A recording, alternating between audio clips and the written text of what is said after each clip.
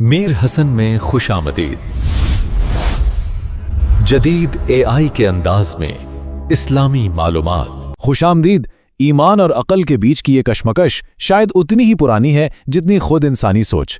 आज हम एक बहुत ही मशहूर मुनाजरे में पेश की गई दो ऐसी ज़बरदस्त दलीलों पर नज़र डालेंगे जो हमारे वजूद के सबसे बड़े सवालात से टकराती हैं। तो कहानी शुरू होती है एक अवामी मुबाहिसे से। ज़रा तसव्वुर करें, एक तरफ ईमान की गहराई है तो दूसरी तरफ खालिस मंतिक। जब ये दो दुनिया आपस में टकराएं तो इससे जो सवालात उठे उन्होंने सबको सोचने पर मजबूर कर दिया। इस फिक्री मैदान में आमने सामने थे एक आलिम दीन मुफ्ती शमाइल नदवी और दूसरी तरफ एक मारूफ मुल्हिद जावेद अख्तर।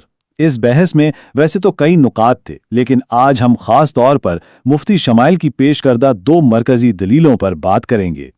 और इस बहस से दो बुनियादी सवाल उभर कर सामने आए। पहला, खुदा के वजूद का आखिर सबूत क्या है, और दूसरा, इस दुनिया में हमारे होने का मकसद क्या है। तो आइए इन दलीलों को एक एक करके देखते हैं। तो पहला बड़ा सवाल, खुदा का सबूत। लेकिन यहां पर बात एक बहुत ही दिलचस्प मोड़ लेती है। ये दलील सबूत मांगने के बजाय खुद सवाल पर ही सवाल उठा देती है। यहां असल नुक्ता ये उठाया गया कि क्या खुदा के वजूद को इसी तरह साबित करने की जरूरत है जैसे हम कोई साइंस का फॉर्मूला साबित करते हैं, या फिर कहीं हम शुरू से ही गलत सवाल तो नहीं पूछ रहे। और इसका जवाब बड़ा दिलचस्प है। दलील ये है कि जो चीज पहले से मौजूद हो इसे साबित नहीं किया जाता, उसे सिर्फ जाहिर किया जाता है। जैसे कोई सूरज के वजूद को साबित नहीं करता, सिर्फ बादल हटाकर उसे दिखा देता है। तो मसला सबूत का नहीं बल्कि इसे देखने और पहचानने का है। चलें इस फर्क को और आसान लफ्जों में समझते हैं। एक तरफ है साबित करना, जो किसी गैर मौजूद चीज के लिए होता है, और दूसरी तरफ है जाहिर करना, यानी किसी ऐसी चीज से पर्दा उठाना जो पहले से वहां मौजूद है। दलील ये है कि ईमान का ताल्लुक दूसरे वाले खाने से है।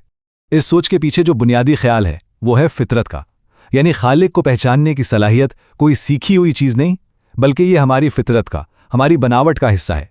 ये एक तरह की अंदरूनी कंपास की तरह है। अच्छा, तो सवाल ये उठता है कि खुदा को जाहिर कैसे किया जाए। उसके लिए जो दलील दी गई वो बहुत ही बुनियादी है और हमारी रोजमर्रा की जिंदगी पर मबनी है, यानी हर असर के पीछे एक सबब होता है। देखें ये कितना सादा सा अमल है।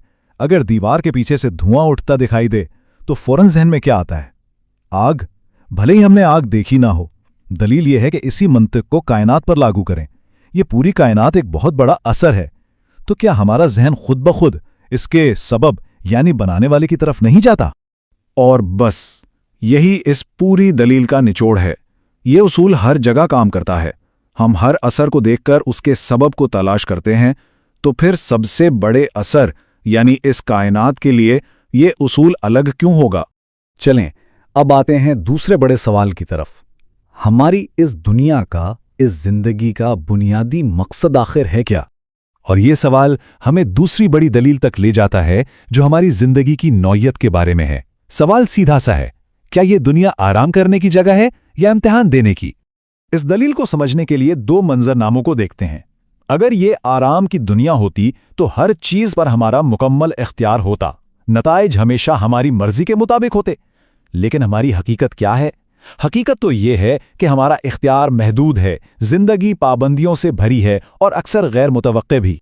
तो ये जो जिंदगी की हदें हैं कि हम अपनी पैदाइश और मौत का वक्त तय नहीं कर सकते या मौसम को कंट्रोल नहीं कर सकते, ये किसी आरामगाह की खामियां नहीं लगती, बल्कि ये तो बिल्कुल एक इम्तिहानगाह के उसूलों की तरह महसूस होती हैं, है ना? और इस इम्तिहान वाली बात को और पुख्ता करने के लिए एक आखिरी और शायद सबसे अहम दलील सामने आती है, और वो है इंसाफ का तसव्वुर। फर्ज करें एक शख्स है जिस पर 100 कत्ल साबित हो जाते हैं। अब यहां आकर हमारा इंसाफ का निज़ाम एक दीवार से टकरा जाता है। दुनिया की कोई भी अदालत इसे ज़्यादा से ज़्यादा एक बार ही मौत की सज़ा दे सकती है।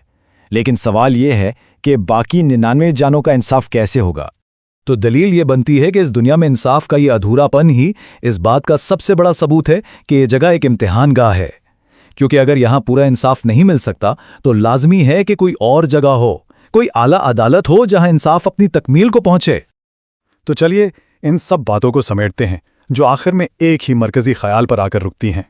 तो आखिर में ये सारा नुक्ता नज़र इस एक ख्याल पर आके जुड़ जाता है کہ یہ دلیلیں صرف منطق نہیں بلکہ یہ ہماری فطرت کی آواز ہیں، وہی فطرت جو دھواں دیکھ کر آگ کو پہچانتی ہے، اور وہی فطرت جو نامکمل انصاف دیکھ کر کامل انصاف کی طلب کرتی ہے۔ اور یہ پوری گفتگو ہمیں ایک آخری بنیادی سوال پر لا کر چھوڑ دیتی ہے، کیا ایمان کوئی ایسا نتیجہ ہے جسے ثابت کرنے کی ضرورت ہے، یا یہ ایک ایسی آگاہی ہے جسے صرف دریافت کرنے کی ضرورت ہے؟